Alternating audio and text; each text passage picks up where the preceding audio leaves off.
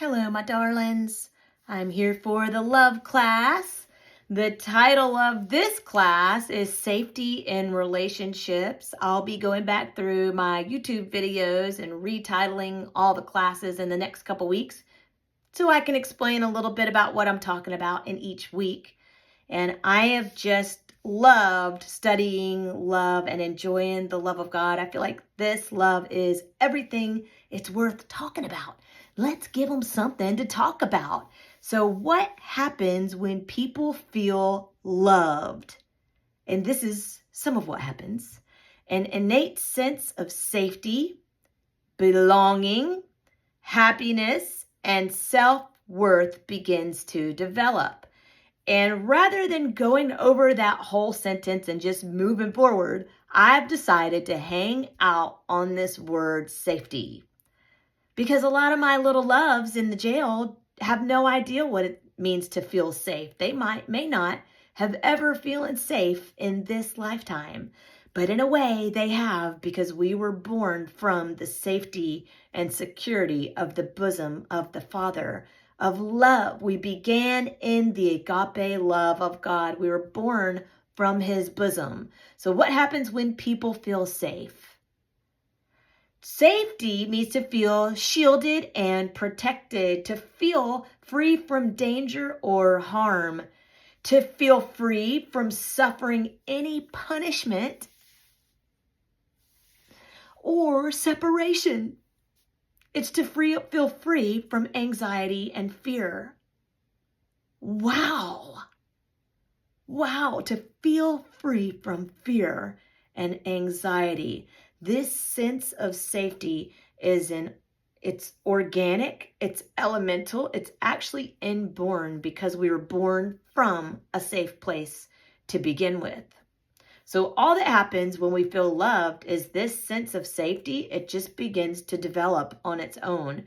You don't really have to teach about it. The only reason that I'm trying to explain it is to explain what real love is, because from what I can understand, and growing up, we have just had a love deprivation, a misunderstanding of love, who is God, a misunderstanding, a lack of love.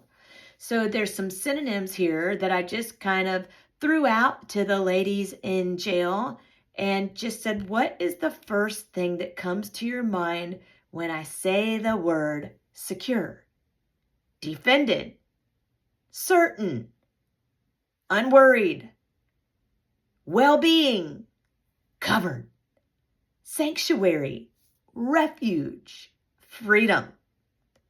And then this other synonym from word hippo for safety was actually the word bosom. And of course, we began in the bosom of God, but I also consider an infant with their mama resting on the bosom. And the bosom is where we have the sense that all of our needs are provided for and we are lavished in love. What to expect when you feel safety? For one thing, you know what to expect when you have a sense of safety. You don't have any doubts that when you go over to so-and-so's house, you're going to show up and they're going to be mean to you. Now, all my friends, if I go to their house, I want to go because I want to go. I don't have a feeling or a sense that I'm going to be devalued, picked to pieces, or I'm going over there for a whooping. You know what I mean? I know what to expect, and I feel comfortable in my surroundings, and this contributes to a sense of safety. Also, for these strong social connections and safety, there's a feeling of, I know where I stand with you. I know who I am to you. And that's what I try to communicate to my loves in the jail. I want you to know where you stand with me. This is what, and with God. This is what God believes about you, and this is what I believe about you. Oh, it's so amazing. Imagine the support from just knowing where you stand with people. Feeling safe gives you a sense of feeling seen, heard, or understood. A nurturing environment where people can share without fear of personal judgment, stepping on toes, or being openly corrected is a safe place. In a safe place, your body begins to refuel and regenerate itself. It releases feel-good hormones in the brain, which promote confidence, stability, shalom, and even euphoria. You begin to feel really great. You may even begin to get new words to express yourself. As you begin to grow emotionally, you're able to articulate what you're feeling rather than feeling unsafe and shut down. You begin to open and grow. When you feel safe in relationships or in this relationship, this love relationship, it actually reduces stress and anxiety, which leads to improved mental and emotional well-being. Oh, I love understanding what this love is. Now that I know what love is, I know what love isn't. And because I know what love is now, and I've experienced it in my relationships now with people around here and with people on the Mirror Bible Study, I say, now that I know what love is, I know what love isn't. Now that I've experienced this love with no condemnation or judgment, I experience being valued by these friendships that I have now.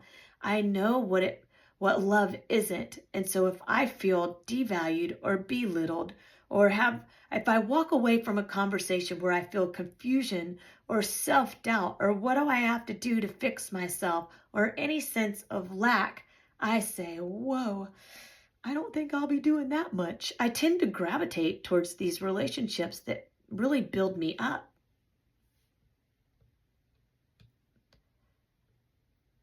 When I communicate with my loves in jail, what I'm really communicating is, you are safe with me. And here's how you know. I hear you. I see you. I value you. You can express yourself here in this safe space without feeling judged or being corrected. But I will be honest with you. I will validate you. I will remind you what God believes about you until you believe it yourself. Here are some things to avoid. We're having to learn about what love is and what love isn't. Here are some things to avoid. Constant criticism, picking yourself to pieces, controlling and abusive behavior, belittling, inferiority, guilt tripping, isolation, and betrayal. It really is true that the battlefield is in the mind. The battle is the mind. So there's this thing called gaslighting, and it's where another person will try to instill doubt in you. You tell them what you're experiencing, and they're like, no, you're not. You're overreacting. You're being oversensitive. Oh, you're just overthinking everything. And really what they're doing is they're causing you confusion, anxiety. And what that does is it tends to lead to a loss of self-esteem. They deny or distort the reality of your own perceptions and memories, and that creates inner turmoil. It can create confusion. Confusion and constantly second-guessing yourself is not a safe place. It's not a safe place. Remember, a double-minded man, they're confused in everything that they do. Gaslighting also tends to lead a person to always apologizing for what they're doing.